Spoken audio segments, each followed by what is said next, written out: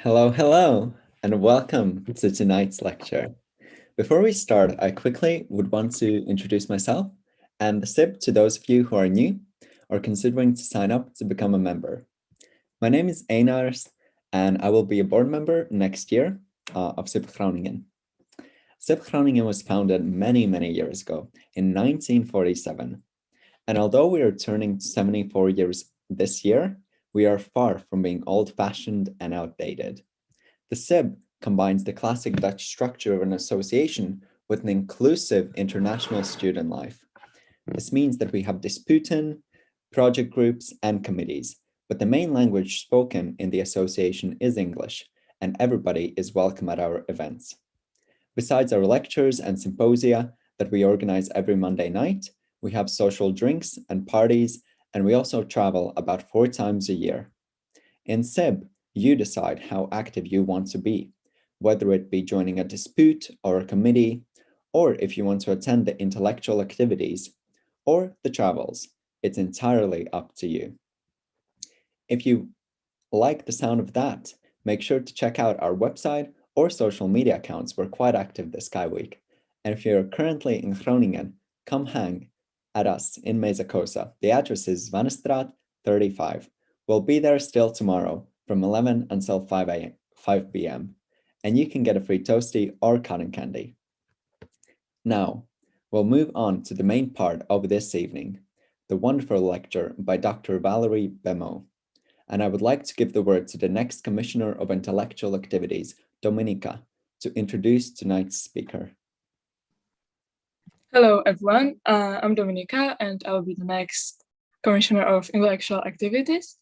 On behalf of Dutch United Nations Student Association, SIB-Groningen, I would like to welcome everyone to today's lecture. Collective Resilience Will Be the Future of Humanitarianism. Today we are joined by Dr. Valerie Bemo, Deputy and Deputy Director of Global Development at Bill and Melinda Gates Foundation. Dr. Bemo manages the foundation investment that supports communities affected by natural disasters.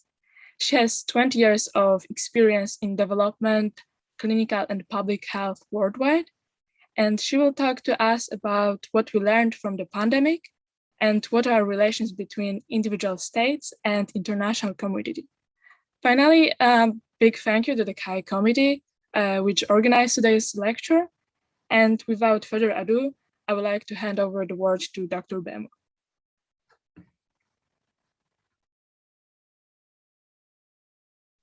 Thank you, Dominika. And Einard, it looked like fun. Can I also subscribe to that? It looked like a lot of fun there. I may want to subscribe as well.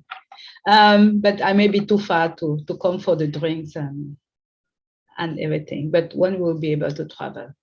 Thank you, everybody. Today's lecture, and I debate a lot about how to make that lecture, because it was like how much I want to be the lecture and how much I want to be it as a more from the field life experience of day to day. And as you know, in these few days, a lot of things have completely shifted and changing every day. And I try to put some information that are more recent, but also how the world is turning. And until the last minute, like until yesterday, I was still updating my system because things are changing so rapidly every day. And I asked the title, it was difficult for me to put a title, but I decided to come with collective resilience. And you'll understand why, because I think first, maybe it's from my background, where I'm coming from, and I'll come to that a little bit in a while, but also because we are a society, if we don't keep the collective, we'll all miss everything. And this is where I want us to think, look at you as a young generation, young policymaker, young future government, young futures, people that will lead the world. What world will we want? and what is makes sense. And to start, like the presentation, I'll go talking a bit about me, the history, because we know to know where we want to go. And there's this said in Africa, and I like the symbol about the sankofa. That is that bird where you have to look back before you can to know where you're going. Then you have to find a way to look in the history to understand how the system have been created for you to start looking in the future. Then I put it at history, the present, and the future. About me, Dominica already gave a brief bio, and I will try to give the about me that is not so much biotech, procedure. Originally, I'm born in Cameroon, in Africa, and coming from a medium high income countries, city girl, and but early on, I engaged in a lot of youth group where I was going to the poorest areas to help, to support. And I think in a way that is maybe where I started my humanitarian without calling it humanitarian. We were just a group of young Christians trying to, on the vacation, go to camp and to support people in need and trying to live like them. That sometimes it was not as easy as we thought. As a city people, you think you are so smart and you go to a place where people have to do agriculture and you realize that it's tougher than what we think on the day-to-day. But that, in a way, is where I started when I look back. The other piece that is important to reflect on is that, of course, I left home quite early, and I studied medical school, and I'm a physician. I work on infectious disease for long, and it was HIV. At the moment where HIV were just a mirage of treatment, there was no treatment in Africa. The people were, it was a death sentence when you say to somebody you have HIV. There was nothing to do. It was like, just trying to eat well and that's it. And it was a little bit difficult. And I decided to stop a little bit because it was taking too much toll on me, and I decided to go to completely something else. I specialize and all that thing. Unfortunately or fortunately, as I was doing epidemiology, I had in contact with Médecins Sans Frontières, Doctor Without Border, who asked me to go with them for a year project on HIV and TB, tuberculosis. I like, okay, I thought I left it, but it was followed. And this was my first official international, not international because I was traveling a lot and I was living in different countries, but like an expatriate go to a real mission where there was a crisis, although it was not a real crisis, it was a health crisis. And from there, I started working in different settings, where they will start sending me in setting more and more complex, because it's almost like I was thriving being, when chaos, I was good about finding solutions. Then I started going with different NGOs in different settings, more and more complex and more difficult and dangerous. I've been in Sierra Leone during the war, and where I've been in, I work in Liberia during the war, I work in Cote d'Ivoire, I work in Chad, DRC, but also I was part of the initial responder in the tsunami in Asia. In 2004, I went there I went there maybe 1 or 2 months after the tsunami to be part of the response team. And from there, I've been in at least visiting or working with different big crises that you can see, from Haiti to Bangladesh cyclone to Japan to whatever you can look at the crisis. And I've been part of the foundation response to Ebola outbreak in 2014, and now I'm part of the committee to discuss about COVID, and in between all the different crises. I'm just giving you that to say I had experience from the field. I live it, frustration for myself, from where I come in. I see the world from the top, being at the foundation and the donor, I've seen how the money and decision are made. And this is, and then the last 1-2 years, I made it even more complicated. And that is where I come to like, what do we learn? What are we learning? Can we continue the way it is? Maybe not. And that is where I wanted you to understand where I'm coming from and what is it, so that we can actually, you will understand how I proceed on my training. And before we continue, I want each of you to just take 1 or 2 minutes to really reflect on what emergency have you been part of. It can be a major one, or it can be a single one. Like, have you been in an accident? Have you been in a fire, or flood, or friends who how did you react? And what did you learn from that? And it can be a big, or it can be just like, oh, I injured my ankle running.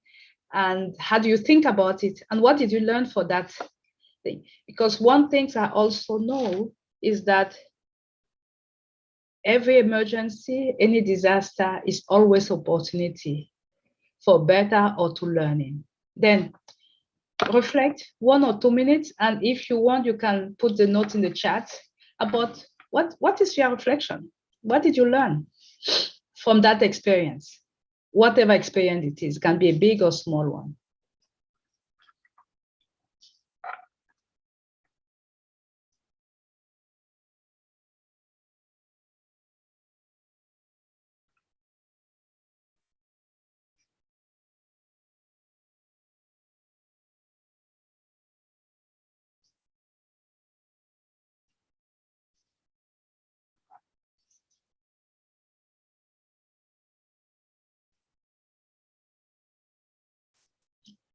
Anyone have anything, or there's no disaster at all where you are? Yes, Matthias?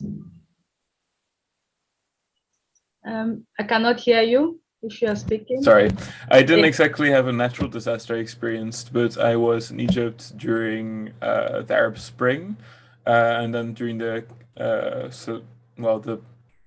counter-revolution afterwards. And what I learned is that people really come out in their communities to help each other. Like the community in the local neighborhoods, they just come together, they help each other out where necessary, they protect their streets, and it's really good to see that. And you meet so many people who you just don't meet in your daily life except when the crisis happens. And I think it's a really amazing human experience, I guess. Awesome. Yes, definitely. Thank you, Matthias. And you'll see in a lot of my presentation, actually at the end, that is one important fact. And I'll come back to that. The local first, because they know better and they will be there. And that is one of the big lessons that we have.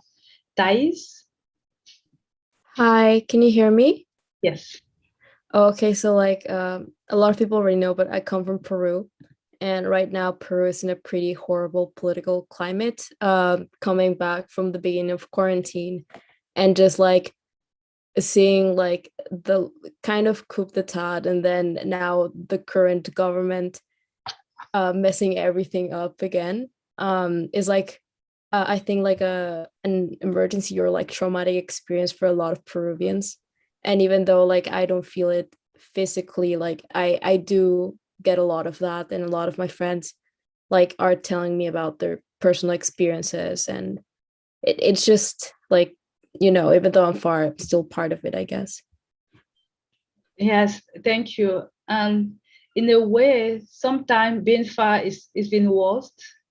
It's not worse in the sense of like you don't leave the crisis, but I think, as Matthias said, when you are local, and I'm sure when you talk to your friend as you go, you realize that they adapted. They just, yeah, okay, because you have to continue life. And we all have this amazing capacity as human beings to adapt, but it doesn't remove the fact that it pushes us to looking at and how humanitarian is political, is everything can be from one person to another, but also our capacity to adapt and to push the system. And that is where I wanted to bring really the element of history in how do we looking at it, because I feel like even for me, the more I was putting this and I was trying to look at the history, it was a good reminder that a lot of things happened even before Christ and things, but we still feel like we are learning new things. And I think it's not that smart. There's so many learning already. And I want to even start with the ancient world. Matthias, you mentioned Egypt. Already in Egypt, before in the BC in Egypt, there was inscription of one of the big governor, Tom, I gave bread to the hungry, clothing to the naked, and ferry him who has no boat. This was already part of the inscription of the tomb. That is a humanitarian, if you look well of what does that mean. And then you've seen it even 2,000 years later. After that, the Liki in China, who record support for widows, and the Liki is in China is kind of like a record of element of numbers or all the collective of writing in China. And even there, they already recorded the support for widow orphan. And even today, every time that we do an emergency response, the more affected and the vulnerable as women and children, and the widow even more. And we're still doing that, looking at that way today. And then span through the Greece Empire, the Rome, until the Middle Age, you still have a lot of different events. And I can spend a whole lecture just on the history in the ancient world to see all the different ways how crises were done. And then you have all this humanitarian action with religious group and the charity. And I think we saw it, for example, the Holy Roman Empire. Unfortunately, it was used in the wrong way sometimes, but it's also where the forming of organized group can be traced back.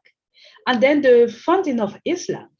If some of you is embedded in the Zakat, that is one of the 5 pillars of Islam. That is like a dutiful charitable giving. It's part of the principle of the Islam. And it's about being humanitarian giving.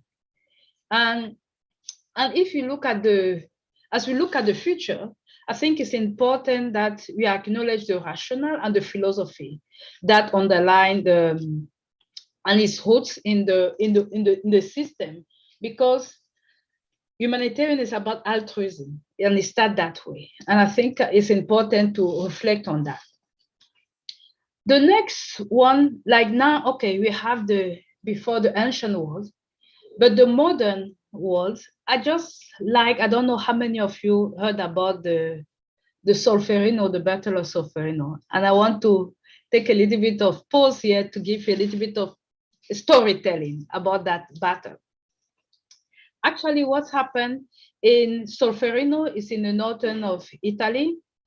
And at that moment, there was a fight between the French and the Austrian there, and the French were partnering with some Italian group, and they were fighting in Solferino.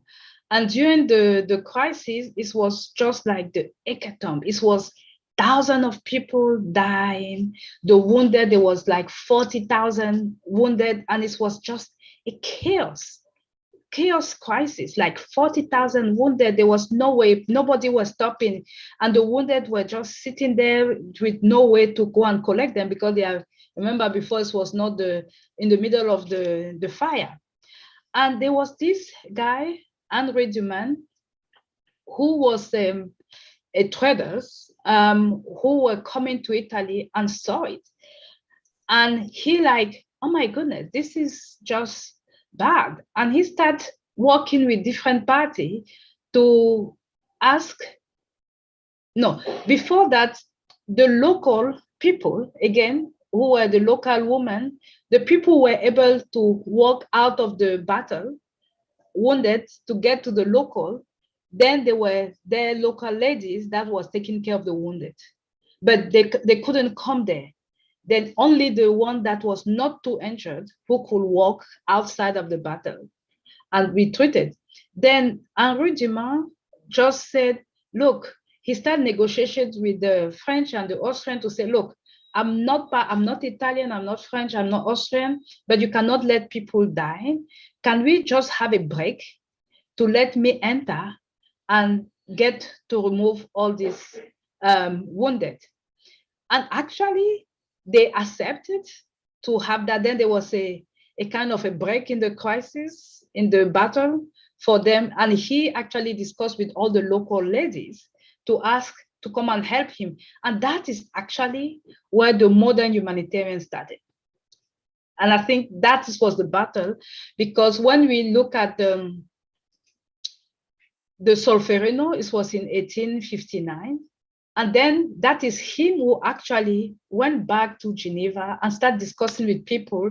And that is where the creation of the Red Cross, ICRC's International Community of Red Cross, all the Red Cross, that is where it started. And from there, you have different rules of war and etc. And actually, the birth of the Red Cross movement also emerged of the principle. And until today, that is the principle of their work. Impartiality, independence, and neutrality is what actually governs a lot of the humanitarian work. And actually, if you look at what Dunant did, is that he actually have all the principal methodology of humanitarian. He negotiated access with the French and the Austrian.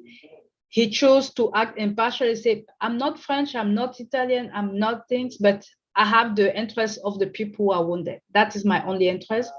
He's used that position for neutrality, and he organized the civil society, the local women, to bring them in the non-coerced fashion. He said, because they were already doing it. He didn't create them, they were already doing it. He just the local.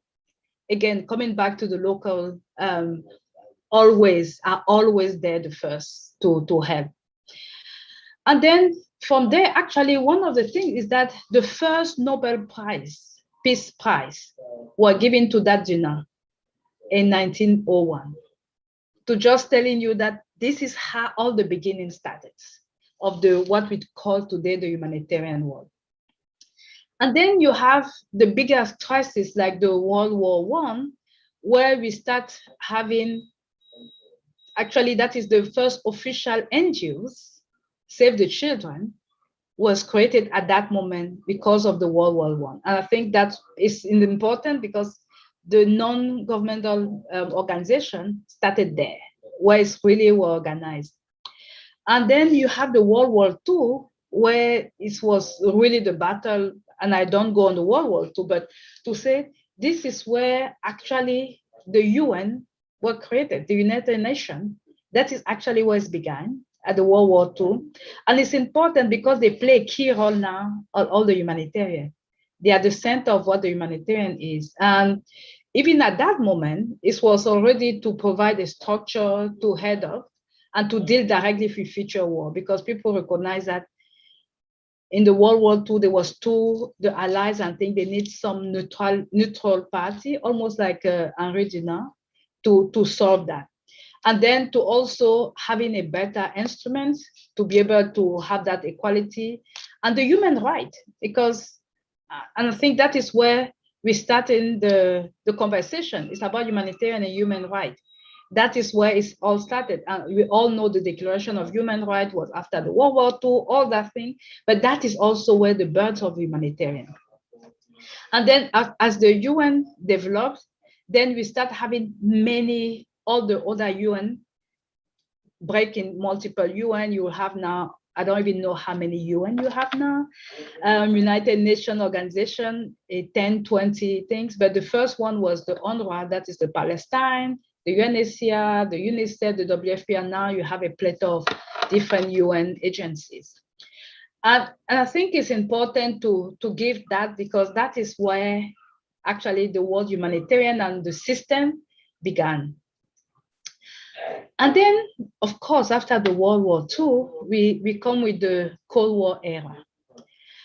And that is what actually, you have wow, we need to do something. you cannot continue to focus like that after the World War II. And then it's like, okay, that is where the humanitarian sector really grew. One of the big crises at the beginning was the Biafra crisis in Nigeria. And in that one, that is where it was supposed to be the UN and the government, but there was so much fight and party that they were not efficient. And that is where the independent NGOs, non-profit, non-government organizations decide to step in and to say we can and be advocate and be the voice, because the UN were a bit quiet and the ICRC were taking a bit of the battle. And then there was no other party because there was too much political.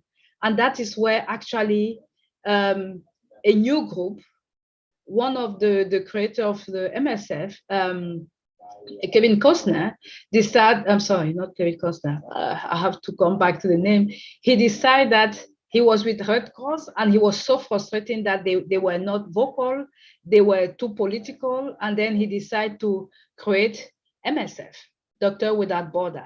And that was the crisis where actually that's happening.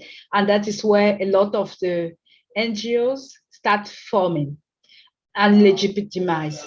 The next one was in Cambodia with the Khmer Rouge. As you know, this was a big crisis, but the problem in Cambodia was not so much about Cambodia, is that they were just in the middle of the Cold War, from the Russian to the American and the Vietnamese and the American, and they were just caught in the China, they were caught in the middle, and it became so complicated to see how the Cold War and the Allied. And this was another big thing, is like the crisis, the political can create a big thing. Another crisis that came, like the famine in Africa, there was, I would say, three big, but like two big locations, the Sahel. This is where in the Sahel, there was consecutive drought for 4 or 5 years. Farmer, people couldn't even get water, and it was a big disaster. People were just dying. And then I think from there, that is where what we call today the early warning and the slow response started. Like, okay, drought is not something that comes in one day, like an earthquake. It takes time. Why can we not have seen the sign before and act? And that is where the big system about the FAO, the early warning, start really coming together. It's still not a good one. It's still not perfect, but at least now we see it coming. And then you have the two big famine in Ethiopia, but the one that we know the most is actually the 84. You're probably a lot young, all of you, but if you remember, that is where you have all the artists. It was like the regime, it created really the disaster, but it's also a political regime change. It was a global intervention. We have the story where like everything, everybody, the political, there was excuses known, there was finger pointing whose fault. It's let's respond. Rebel movement, the AIDS group, the celebrity, if you remember, there was this, we are the world. We are the children. This was the crisis where this song was singing for artists to start raising the voice. That is that event. It was the famine in Ethiopia. And it was just a big mediatic, but it was really complex. And that actually started showing that there was, at that moment, if I come back a little bit, this one showed that, oh, it was important to have the humanitarian sector, and it grows so much, and it was a lot of plethora of them, and they were in the top, and they were seen as like they are critical in any humanitarian response. However, as the post-Cold War in the 90s, with the growing of humanitarian sector, the non-profit is also bring the growth, bring kind of confusion and misdirection. And one thing that we saw is that one of the big ones was the Balkans War. And that was a big, because it forced, at that moment, all the non-profit, because it was the movement between the Russia and the post-Cold War, were taking party. And it started really putting in question their neutrality and impartiality. And that was a big piece.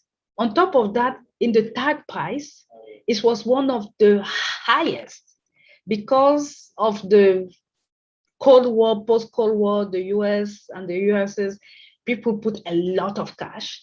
And there was the same event, even worse, in Africa, in DRC, but they didn't get cash. But there was so much money in that crisis that actually start really put a lot of question on the system.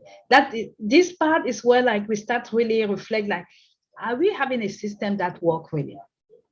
The other one was in Somalia, and in 1992, and in that crisis, it was a different issue, is that they're the peacekeeper, that are the UN, that's supposed to be the neutral, the one who can come with the flag and say, hey, don't touch this area. They were under fire and they were killed. And that is the whole, like, and it was so much live television. This is one of the first crises where everything was live coverage. And it was actually an instrument, especially with the American and European. It was a big instrument of propaganda, policy making as part of the system. And the third crisis that really influenced the way we're looking at the humanitarian sector was in Rwanda, the genocide and the aftermath. There was 800,000 people killed. And with the fear and oppression, 1 million crossed the border.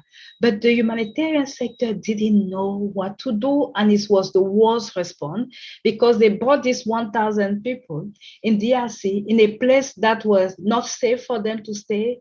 And in result, it was one of the biggest cholera outbreaks that actually destroyed more people.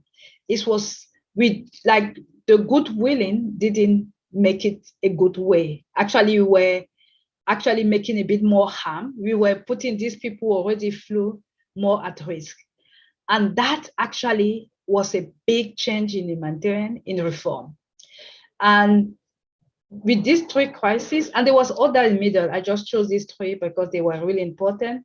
We realized that no matter if it's impartiality, neutrality, and things, all aid is political. Who gave the money and what is the interest of the people who give the money is important. Human rights violations are harmful, and even the aid, how do you give aid can be harmful, and it's important to know that.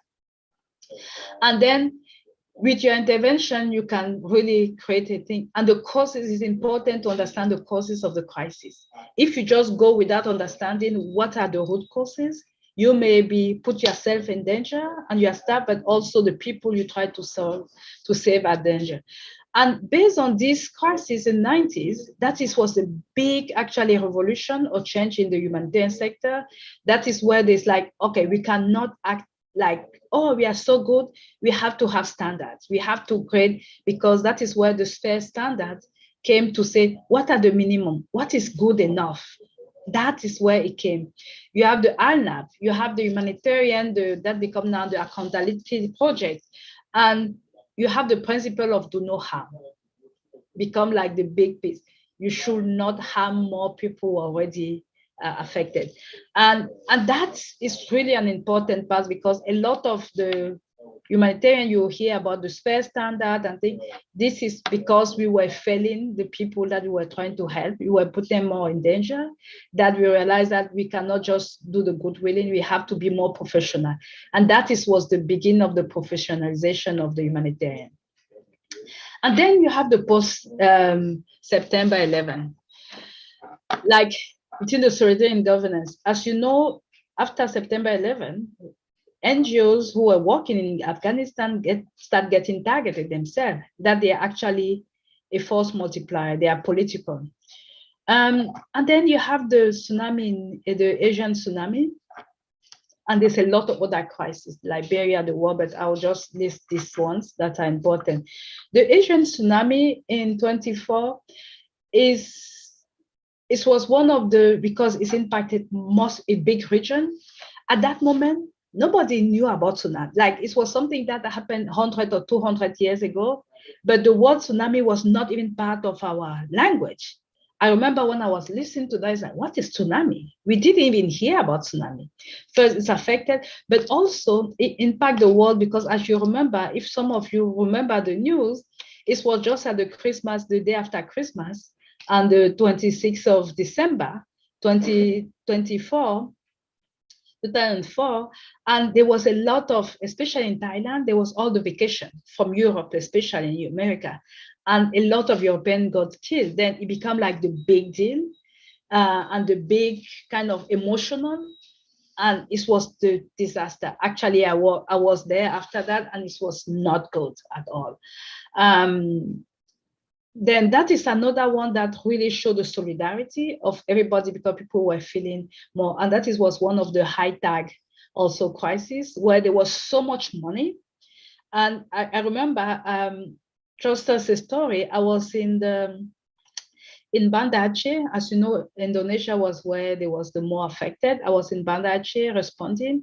We had so much money, and I was leading all the health response, and they're like, you have to spend. I like, but it's not about spending. It's about the people who died, the people who are there are stronger.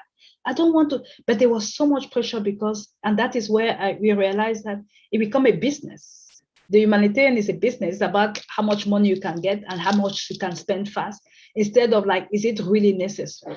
And I think that was really a big piece for me, because funny, the same year, I was there in 2005, and the same year, just after, I think in 4 months or 5 months later, they sent me to Chad. And that was the Darfur crisis, where there was a big refugees crisis from Darfur coming. It was the beginning of the Darfur crisis. And I left Indonesia, where we have so much money and so much expatriates, so much, we were wasting money. And I was really frustrated about that. And I go to Chad. We were begging for money, and there was more disasters. The same year, the same me in 2 different crises. And that is where you can see the business there. Chad, nobody was interested, but there was more interest. And then you have Katrina in the US, where you think US is so thing, but it really showed that all the engineering of how the city were built in New Orleans was flawed. And we start seeing it even in Europe with some of the design of road and bridges that actually we didn't take in account all the risk.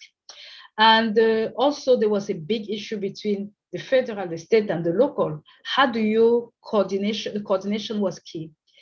Haiti, 2010, I went there, and I'm telling you, it was just more devastating issues, not because of the Haiti, but actually there was so much cash and so much people flying there that, and barely, I did a small study where we were looking at we look at all the assessment done, like up to 300 assessment was done. And I was checking how many actually ask the input, take an input from the people locally. There was 5 of them that have questions and checking on the people. And after the 5, maybe 2 only were using it for their response. That means that it was another big business. And it was so frustrated, because it was like, and you see Haiti, until today, they have never rebuilt, but $1 billion went to Haiti. But guess what? A lot of them came to the pocket of the people who were going there, versus to help people locally. And I'm saying that because it's important to understand the context that humanitarian and human rights and policy are essential to understand.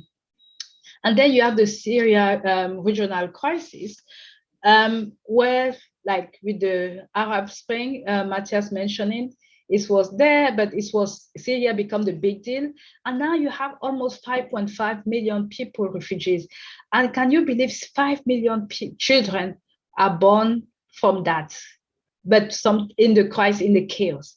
What do we expect the children of the future in that area? And how do they rebuild the country? It will be a big question that we'll have to think. How do we help them? But also the Japan tsunami in 2013, and I went there also after. I was impressed how Japan have, like, if it was not Japan, they have a so well prepared for earthquake system that actually the number of people dying was really low it would have happened in any other country, or it would have been a disaster. But Japan, like the point of that was like importance of early warning and making preparedness system correct, but also the risk of all our development. Are we taking in account our environment when we develop news like nuclear or bridges or building roads? How much are we taking in account the risk now or future of our system? And then the West Africa Ebola, I also managed to work in a lot of these countries. And this is where we realized that a health outbreak, starting as a health outbreak, become a humanitarian global crisis, because it was, and even in that area, people, it was not anymore health, it was policy, it was food, it was circulation. There was a lot of division. If you are from this country, like I remember when you were traveling, if you are even from Africa, it was not anymore even the small West Africa. When I was traveling with my passport, Cameroonian, going to Asia, I was checked. Oh, you're coming from Africa. I said, Africa is 54 countries. But it was almost like, oh, you're coming from Africa, then it's Ebola. Even when it was only in 4 countries. And that is the discrimination, inequality, and the things that, oh, it's coming from the poor. Unfortunately, we see that with the COVID now. And then the European refugee crisis, that is really, you saw when there was a wave coming from the Syria, the wave of crisis and the division, how the border start closing, people decide, no, we don't want it. It was a big European, I think this was a big European Union beauty collection, where really put it at pressure here. And then the fact that border was starting closing. And some of the key highlight here is to say, due to the reform, the system become more institutionalized. Like I said, after some of that, expand dramatically funding and the profile, but the budget, some of the NGOs now have a budget that is almost as equal or higher than a low-income countries. It's a business. It's a business to run now.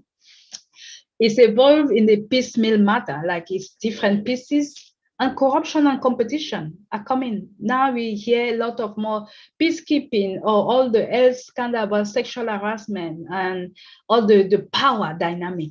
This is part of what the humanitarian system shows, actually.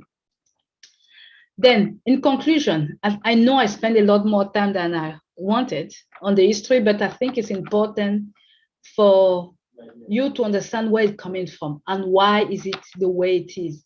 The first thing is that adaptation.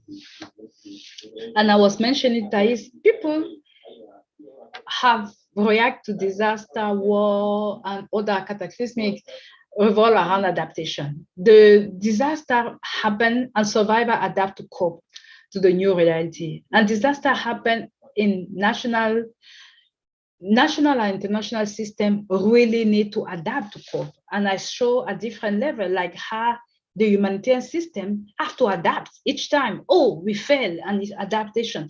And this is part of the big word I'll say is adaptation. And are we still looking? And do we want to wait until it's collapsed to adapt? Or do we have to start thinking as a future, like what do we learn from all this experience that actually will help us be more prepared? And keep evolving, because I think the system evolved, and as you see the way it was created, it was not like, okay, it was not like an engineered product where you come and you sit, you take the engineer, you take everybody, you sit, you put in a board, and you say, okay, let us create the humanitarian sector. This piece here, this piece, it didn't evolve that way. It came once other thing, and that is what is happening. It's still anomaly, and it still have redundancy and inefficiency because it was just evolving as it goes. And we have a lot of frustration because the system is sometimes too busy, inefficient, and have different influence on competing different pieces, and the financial take. All that is how the humanitarian sector is functioning. And then the tomorrow, the future will lay in our capacity to adapt as well. How do we adapt to climate change? We see it. How do we adapt to the growing global health threat that we have? And how do we adapt to the globalization? We are one world now. Now it's so easy to move, and we saw with COVID, it started with China, and rapidly it's in everywhere in the world have cases, or all of us have been affected in a way or another. That is globalization. How do we adapt ourselves and the system to that? This was the history. I took a long time because it's important to understand what it is, but I think it will give you a better picture of what is the state of today. And I usually take this because I feel like when we say humanitarian, we always think about when the event happened and the relief. But it's a cycle. You have the response, you have the recovery, you have the prevention, you have the preparedness, and all that is part of it. Unfortunately, a lot of the time we focus on the response and not enough on the preparedness, because a lot of the crises we know will happen, flood, cyclone, and how do we prepare people, especially locally, to be better prepared? And if we can improve in that, like I mentioned in Japan, everybody know that because Japan have a better system, it avoid a lot of people dying, but also a lot of the building didn't collapse as much as we would have had in other places. And that is where preparedness and prevention come to. Some data, and I think this is July 2021, like I said, it's already changing. With the last 2 weeks crisis, the data are already different. But we have 239 million people that are in need. And people targeted now for humanitarian is about 163 million. The appeal is the system that the UN have put in Nigeria to say, okay, when is the crisis, how much money we need?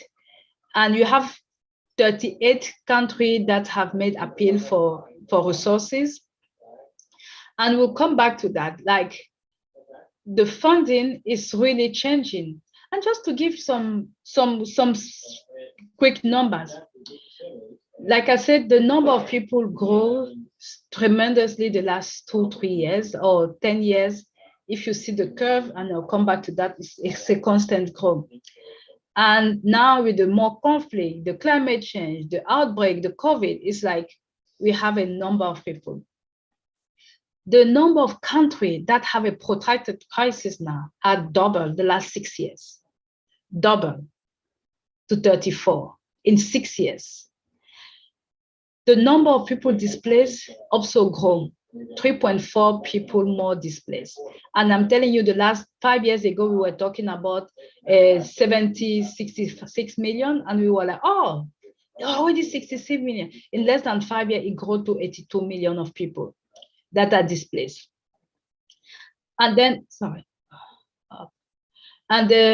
we know that women and girls will be even more impacted. And I think I just want to bring that as they are always the more impacted when it's a crisis. Yes, climate change and global warming is a humanitarian crisis. We have fire, drought, floods, and all the disaster. We saw the fire the last few days, even recently. You have the France, you have the California, Turkey, Greece, Algeria. You have the drought, nobody talk about it. But Somalia, Sahel is in a bad situation, drought. Afghanistan, even before this crisis that come, people don't talk about it. I've been looking at Afghanistan for a month. 40% of the population are in need because of the drought. They don't have food, the malnutrition. Before even this Taliban, it was already the reality. And I don't know if a lot of you look at the report. If you have not, I will encourage you to look at the report because it's an interesting, it's online. The picture is not really good. And we know that the country, the low-income country that's already grappling now with humanitarian crisis will have more disaster linked to crisis. Unfortunately, we don't even have enough data there. The data are not even good to guide us to that. And it's not anymore about the future of threat, it's reality. I'm sure for this year, we had a heat wave that we never had. 3 days in a row, we have record heat. in the Northwest in Seattle, we never had that temperature. It's the first time in the year that we have that. You have fire, you have floods like never before. It's not the future, it's now. And just to give you a little bit of economy of scale,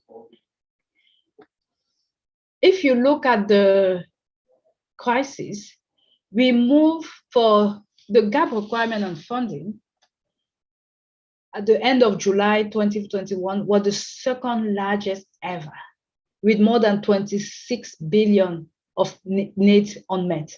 That means that when I talk about the appeal, that means that it's 26 billion that is unmet.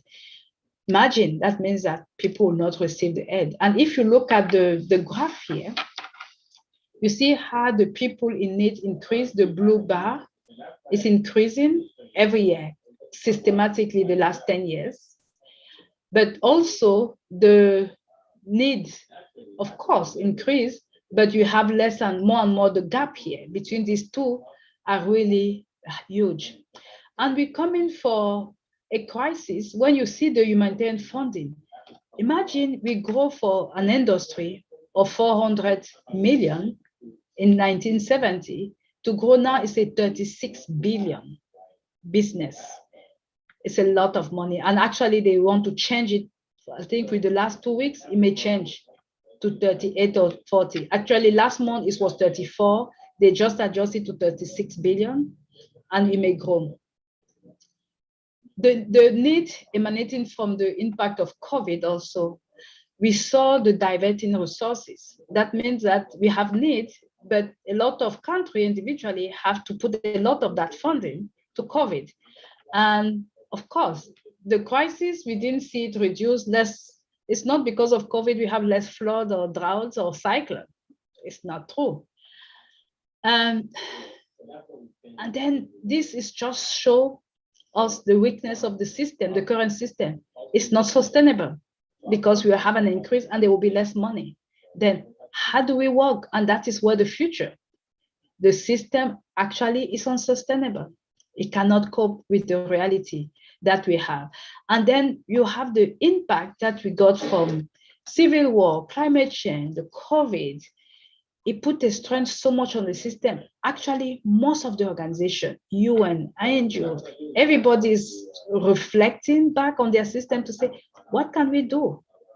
It's a big deal at this point because it's like a lot of the country also governments like, oh, I don't know if the Netherlands, but I think you heard about the FCDO, the UK. They completely reduced from almost 20, 50% of their giving. And it was one of the big donors for humanitarian. That means that people have to make choices of where to help. And of course, the poorest and the places with less, I call it the CNN news, will have less resources. That means that the more vulnerable people will still be at risk here. And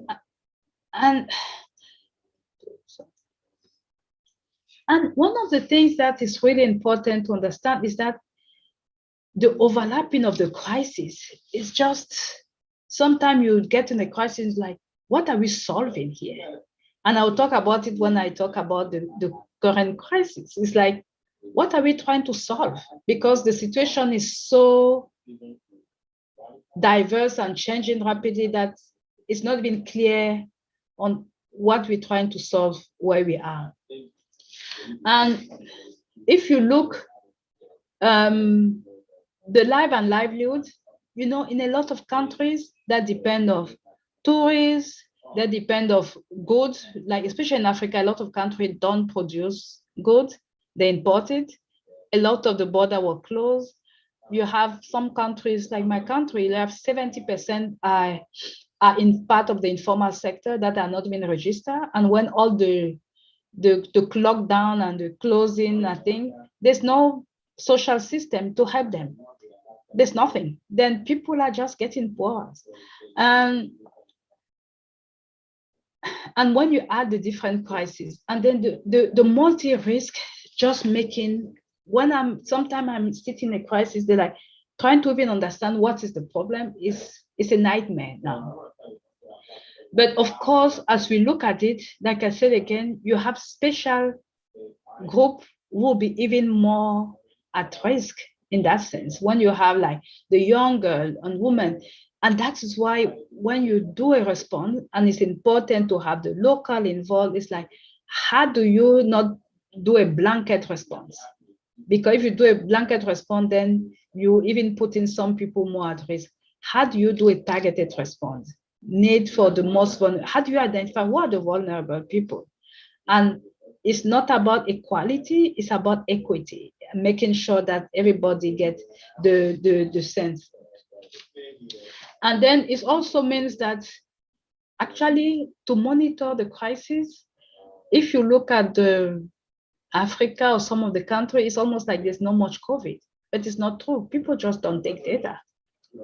And the importance of data is a big deal, because the more we can have on-time data, monitor and action data actionable. That means that, and you have people trained to take action as soon as they see data.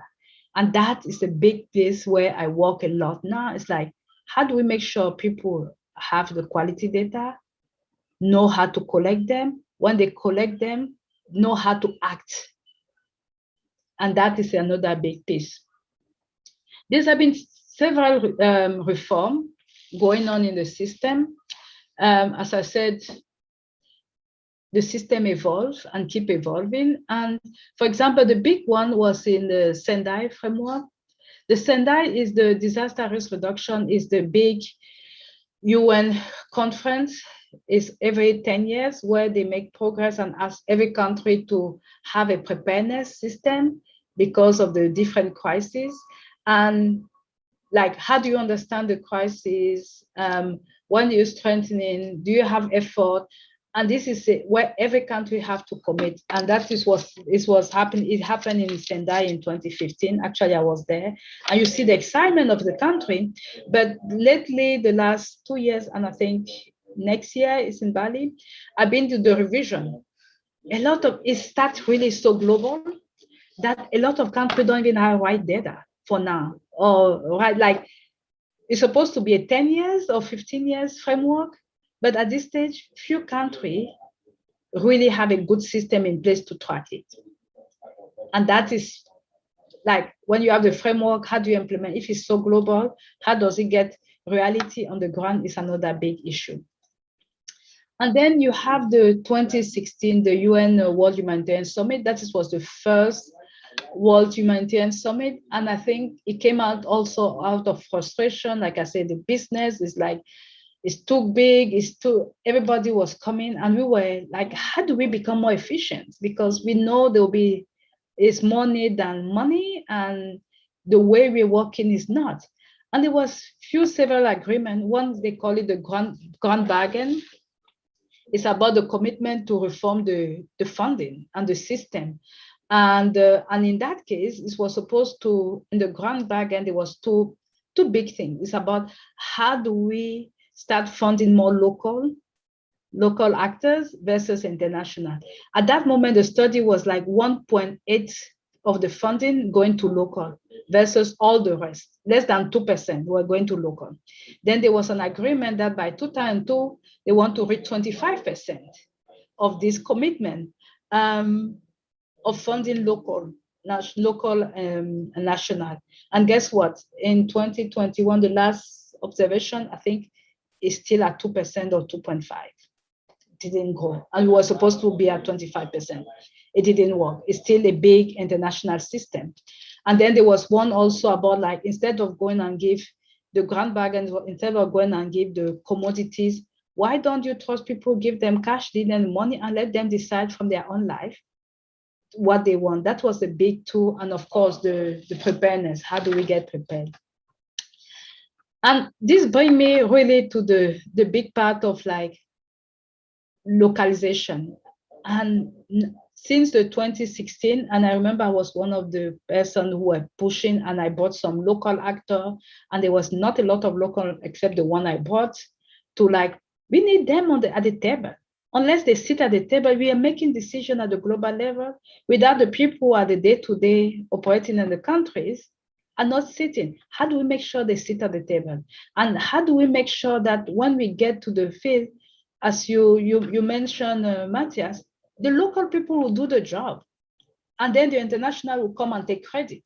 But how do we start looking at it like they have to be local first? They will be there before, during, and after. It's more efficient, and then as needed, we can give them support where they're overwhelmed.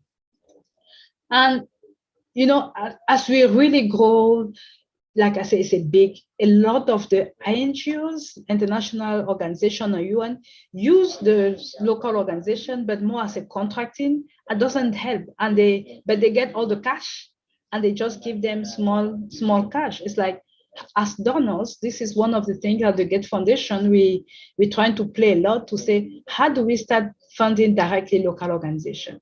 How do we actually strengthen the local organization or local government or private sector? Because at the end, they will be there and they will be like, this is one of the pieces we really work. And often these local organizations are bypassed because they say, oh, you're incompetent or not trustworthy, but they all use them. Then it's a kind of like conflict of interest in a way. And I want to pay attention to that. Like I said, the report showed the commitment is still at 3%. It was supposed to be at 25% by 2020. We're still at 3%.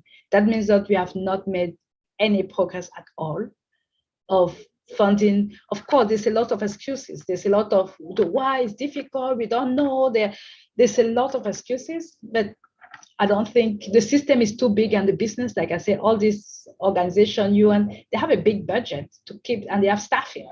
Then it's like, I'm not sure they really have incentive to reduce themselves. And we'll see where we're going. And even though in 2020, as a result, local organization, and we saw it in the COVID response, that the border was closed, and it's actually the local government and the local organization who have to respond. A lot of the NGO, they couldn't go. A lot of the people, international, they couldn't send anybody, border was closed. Guess what? Who did the job? Local NGO, and it was not worse than before. It's actually better. Then it's like, oh, they prove they're competent in a new way. They can do the work if you trust them enough, if we put them enough, if we consider that they have capacity. And everybody is really reflecting on that, because even now a lot of international people cannot travel, but the world is still moving. And then there's a lot of new strategies for local leadership, the design. And when you say local, it's not about just the money going, it's about who designed it, who put the solution. And I just remember one of the things, when you look at the history, even before the sulfur, there was a big earthquake in Lisbon, I think in the 1700s, something like that. And in less than a month, it was reset because people wanted to come, but the government then say, okay, Lisbon is destroyed. We need to rebuild it in this way. They took all their effort locally, and everybody was amazed how in a year time, or less, I think few months, I think they managed to rebuild the city. And that is where we want to go.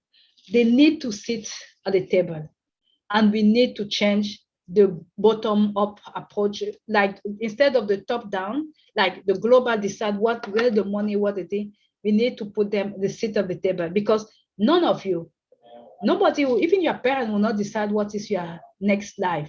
You have to be seated at the table to decide what is it. And if you don't sit, no matter how good the decision is, you'll rebel against it. You're like, even if it's a good decision, because you want to be part of that. People should not decide your life. And then some of the latest crises, I think, are complex and unpredictable. We all live in the COVID-19. Usually I travel a lot, and for 18 months, I've not put my feet in the plane. And it's like, wow. And I have to revise myself. And now with the Delta variant and the complexity and the vaccine and we are vaccinated, you are not vaccinated, you don't know. It's so complex that, and it actually brings so much unpredictability. You don't know. Like I asked all of you if you have lived in a crisis. COVID, we all live in a crisis. How did you adapt? And what did you learn?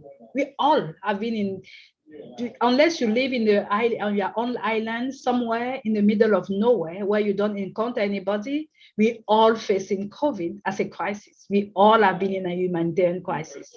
Now, then next time I ask a question, cite what COVID brought to you, because this is a humanitarian crisis as well.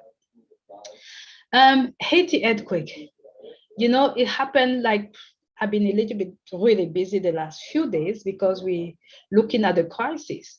In Haiti, first, I talked about the 2010 earthquake, and not much have been done.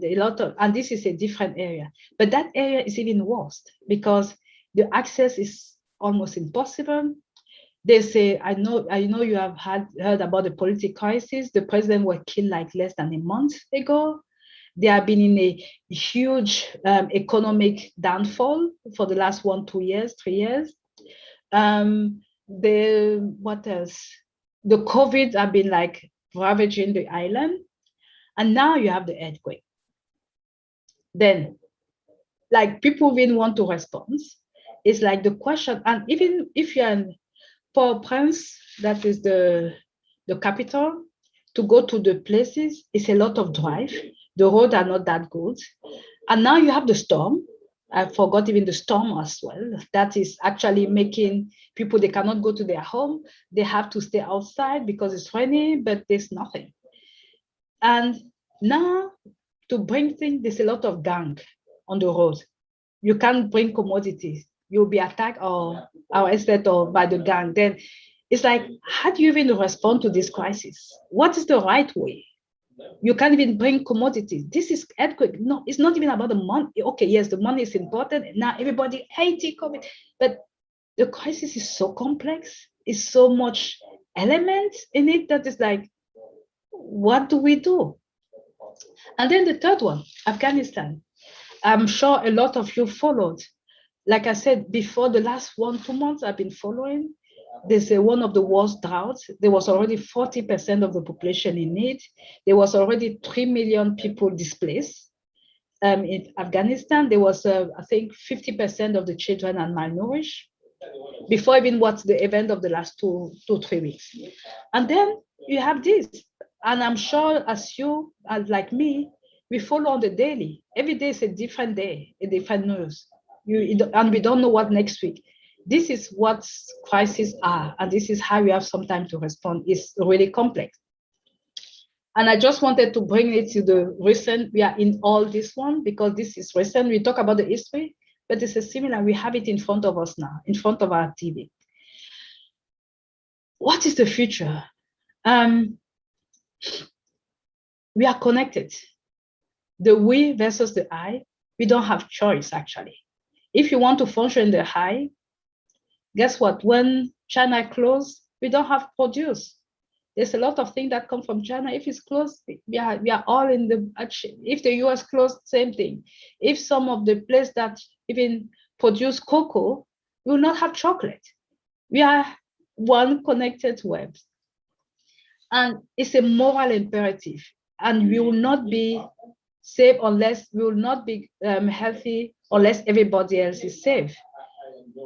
Our safety, and we saw it with COVID, my health, and we saw a lot of movement like, oh, I do whatever, especially here in you, I do whatever I want with my body, but if my well-being is actually depend on the others, and we are not be safe until everybody is safe. And that is really, we are in a connected world, and we cannot afford to turn backward unless you become like an island where you close yourself, but it's not even existing now.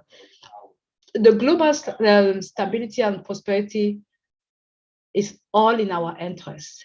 We saw in 2016 when the refugee crisis, the wave came to Europe, that usually people thought, oh, it's in the Middle East, but it came to their border. COVID, we thought it was China issue, but it's here. Ebola, when it came in 2014, we thought it was West Africa, but it became like part of Europe. We don't have choice. And we have to commit, like when we look at the vaccine, we see if we don't vaccinate it, like now, part of the world are 2%, 3% are vaccinated. Unless everybody is vaccinated, unless we have a majority of people vaccinated, we'll be still at risk, and we all will continue working from home. if the situation, because you will have more variant coming, you will have more disparity, then all of us need everybody to be vaccinated for all of us to be safe. And then for humanitarian, the imperative is to respond to urgent need. But we have to understand the factor, and we have to be really looking at the root causes, the long-term recovery, because we can't function on the day-to-day. We have, as we set system, put system for the long term. And more important, the little process that the need will reduce, forget about it. I don't think in the next 2, 3, 4 years we'll have less the reduction of the need will just increase. Then we need to reform, we need to rethink the system, we need to find a way of looking, how do we trust more local organization? How do we just put different way of tracking the funding? How do we do multi-year funding? There's so much progress. The progress, like I said, in the grant bargain is disaster. How do we do more progress? And we actually need to deliver on the grant bargain. And this brings me to collective resilience. And this is a question for all of you. What did we learn from the pandemic and the relation between the individual state and the international community and the rest of the world? What did we learn? Do you want to keep this dynamic in the future, or should they change? What change do we want? Global problem asks for global solution. But the global solution, what global solution do we want? And can we have in an individualized world? Maybe not. And again, these are questions for you to like, how do we want to be? As adaptation, a community, we need to be resilient together, and because we are connected. And these are the questions. Thank you, everybody. And I'll leave this one open, and I'll actually stop sharing any question. And I think who's supposed to facilitate the... Yes, I'm here. Thank you very, very much for your talk. I know Linda here was very excited. It was so interesting. Very interesting. I was very interested. We've already got a few questions, but I just want to quickly say, anybody who does want to ask a question who's here in the Zoom call, feel free to raise your hand. You can click the raise hand button on the right side under reactions. Or if you're watching on YouTube, just type your question in the chat. It will be sent through to me, and then I can read it out loud. If you're uncomfortable raising your hand here, also feel free to just type it and I'll read it out loud. We will start with one question from YouTube that was sent in a while ago. Ramses asks, climate change will make natural disasters a lot worse and a lot more frequent. Do you think humanitarian organizations will be able to keep up, and how can they adapt? That is a big question, and I think I put it rightly. They cannot cope the way the system is. There's no way. All organizations now are stretched like crazy. Like they say big stretch, and they are not. And there's a lot of discussion about what reform, how do we do? And I think the way to adapt, like again, I think this is my point, is like we need to trust more and more local. We need to let them grow. We need to be, and need to be more supportive role versus be the responder everywhere, because there's no way we can cope with that. And I think that is where the localization, the thinking about local, the government is important, but definitely there will be climate change, will have even more, the needs are increasing. Drought, flood is just become, unfortunately, some population feel like it's a norm, but it's not a norm. It will just become more and more. And just one point, if you're an agriculture now, in some of the rain-fed agriculture, it's the worst thing for them, because the season the rain doesn't come when they expect it. It's less rain, it's too much rain, it's a different season. They don't even know where to plant. You plant, it rain, it destroy everything. It's a challenge now. And I don't think we have the solution yet. And we all have to think through that as we go. Thank you very much. Ramses, if you're watching. I hope that answered your question at least a little bit. Now I'd like to give the word to Dominika, who's raised her hand. Yeah, thank you. Thank you very much for a very interesting lecture and a few questions. And first of all, like you mentioned that humanitarianism became business. And I would like to know, like, how is there any like prevention from the corruption? How like some in NGOs or like when they get funds, how it can be like kind of prevent that there's gonna be corruption or it's gonna go to some local politician pockets, and yeah, how to prevent that? Thank you. There's a lot of conversation about accountability and system to check, and there's a lot more, like you said, indicators to find out, but it's coming also back to like, how do we get feedback from the people that's supposed to receive the aid? Become a big deal. How do we develop that system feedback from recipient or from the people who are supposed to? Is another one.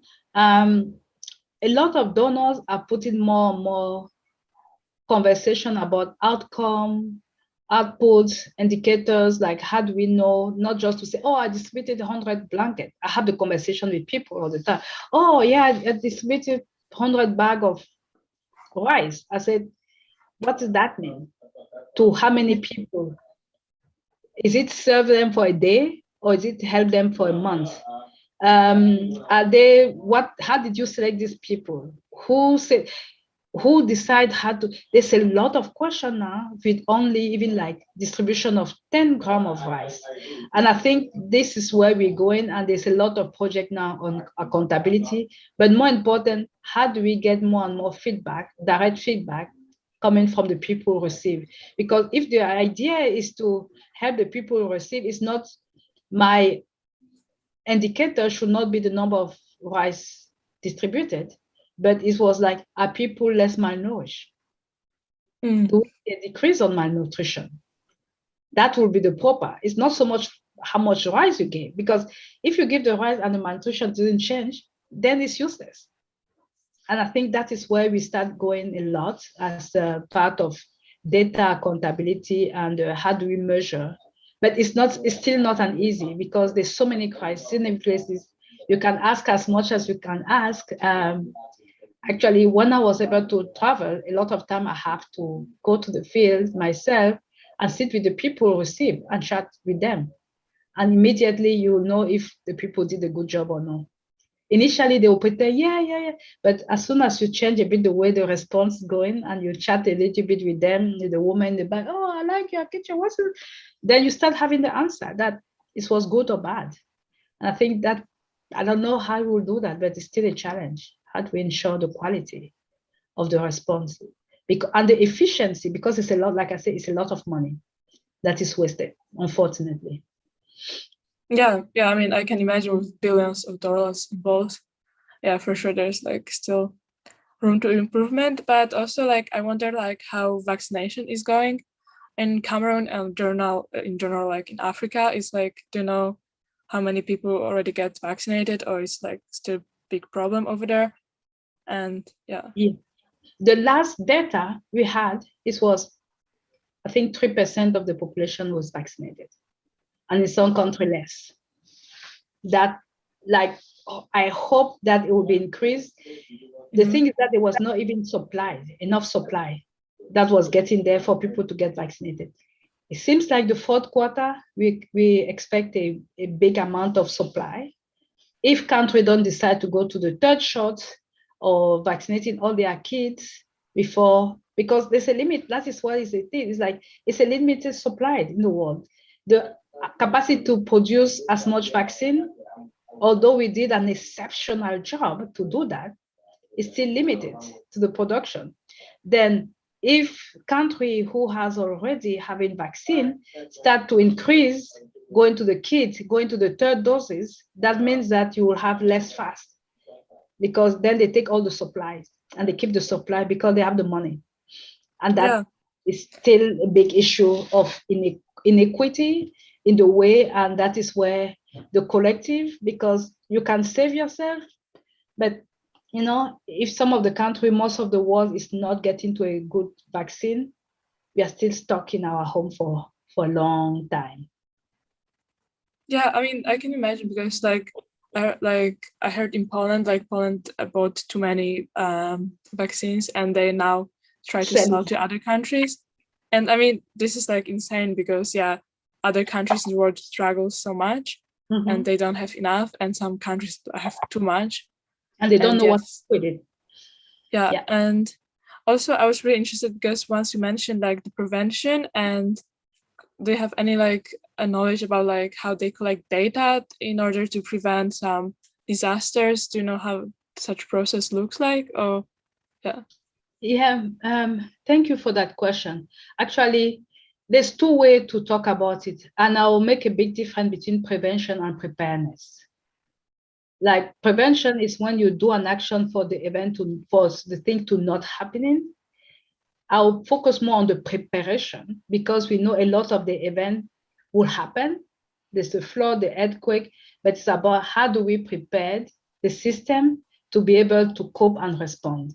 And it's a progress, for example, for the drought, is all this early warning system that are put in place to know in advance and to prepare. There's a lot of meteorological data now that people are looking at. But unfortunately, there's a lot of few people who know how to take that, analyze, and take action on time, and policy on time to do. In some of the things like earthquake, you can't prevent the earthquake, but what you can do is to prepare, are the building codes safe?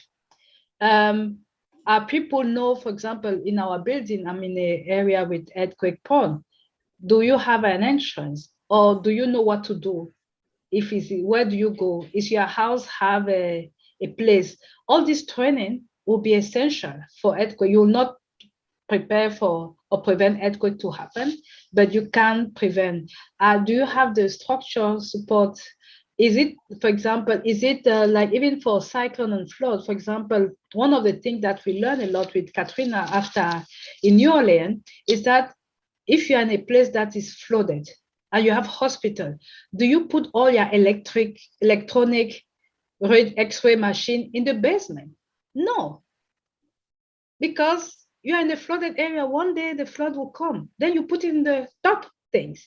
These are simple things that if you start, but the first thing is to know what are the risks. Of course, the possible risk, there's some unknown risk.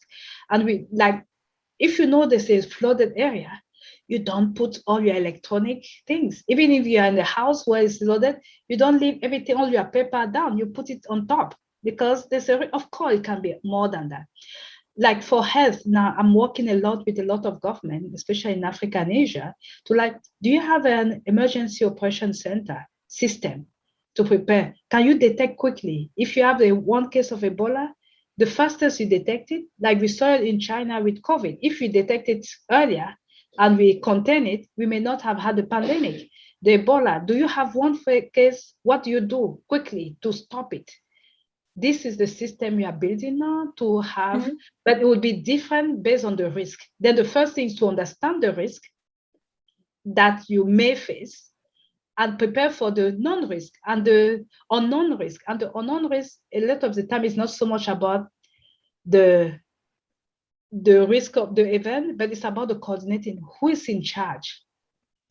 And this, it seems like so normal, but in the crisis, the panic mode, you need to train people to have what we call it incident management command.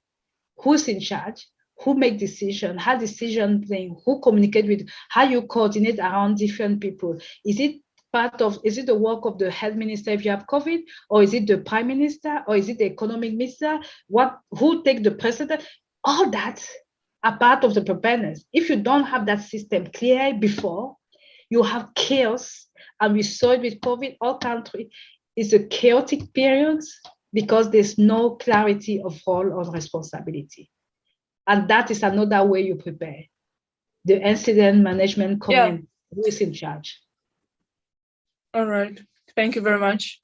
Like Thank it you. explains a lot. Thank you very much. All right, we've got quite a lot more questions and not a lot of time, so we'll try to go through them a little bit quicker, maybe. First, we got another one sent in through YouTube, asked by Sarah Bakker. She asks, how do you think humanitarian organizations should deal with the Tigray crisis? That is another big question. I didn't even mention it because I didn't even want to, because I could go forever because it's a big headache now as well. Tigray situation is really complex because a lot of what happened like 2 weeks ago, there's a group of organizations who managed to go to Tigray.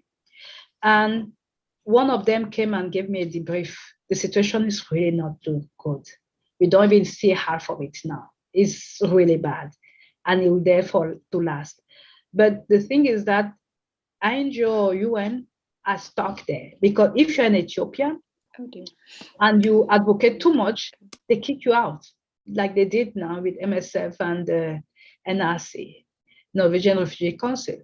But if you don't advocate, you don't have access or you can't get there. And it's the two parts, the government and the rebels, who are actually create the problem. Then you can't be, how do you get impartial or neutral if you are coming, you go to the government, because the government will kick you out of Ethiopia and you cannot get to Tigray without being to the government. That is a big challenge. And now it's a lot of negotiation about access, and you have to negotiate with the two parties without really putting the fault on others and keep out. But it's a big challenge because we just don't know how to deal with it. And it's something we're still talking about, like what is the best approach to work on it. Yeah, Tigray is another one that I didn't even mention there.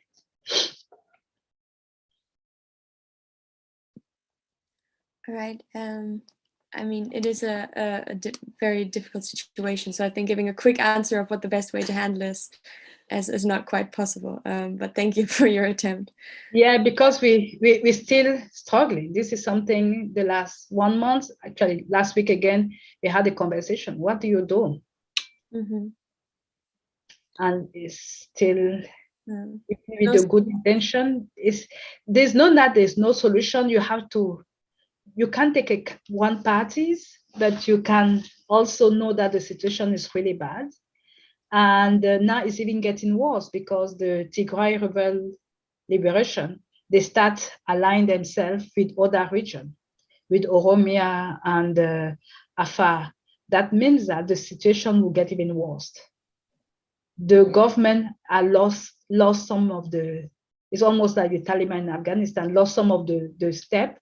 They lost the war a little bit in there. They have to thrive. But both of them, from the people when both party, from the rebel and the government, they did a lot of atrocity. And we have images. And I saw some of the images. I couldn't believe that. And it's not public, of course. And but like, how do you deal with that? We're still trying to figure it out. I think it's still something, but I guarantee you, of course, unfortunately with Afghanistan, Haiti, people start forgetting about it. And that is all the problem. It seems like it's an old crisis, but it's recent and it will get worse before it gets better. Anyway, we have not seen the peak yet, unfortunately. I wish I could say, oh, everything will be solved soon, but I don't think so for Tigray. Yeah. Thank you very much. For our last question for tonight, I'll be giving the word to Matthias, who wants to ask a question. Yes. First of all, thank you very much for the lecture, and thank you for answering all these questions so thoroughly. I'm actually learning something new, and it's very fun.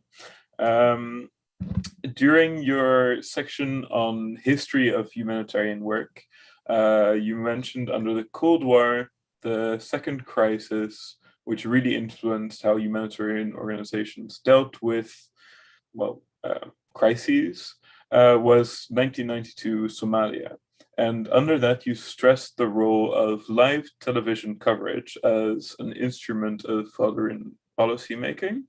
Mm-hmm. So my question is, well, these days you don't really see that much coverage of crises. In the Tigray and Afar regions, they specifically try to keep out media organizations. They try to keep out humanitarian organizations so they can't cover everything. They make propaganda so it looks like things are fine. And often, if it's not war, then it will be like a natural disaster. So recently you had the earthquake in Haiti, and before that you had several large floods and droughts in East Africa. And none of that was really covered by mainstream Western media. It hardly came on the news here at all in the Netherlands, and I didn't see it on the BBC or New York Times or Washington Post or any of those mainstream journals.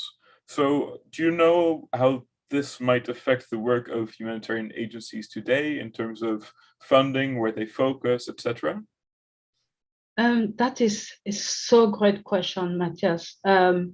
Because this, I call it, you have the forgotten crisis, and we call it the CNN crisis.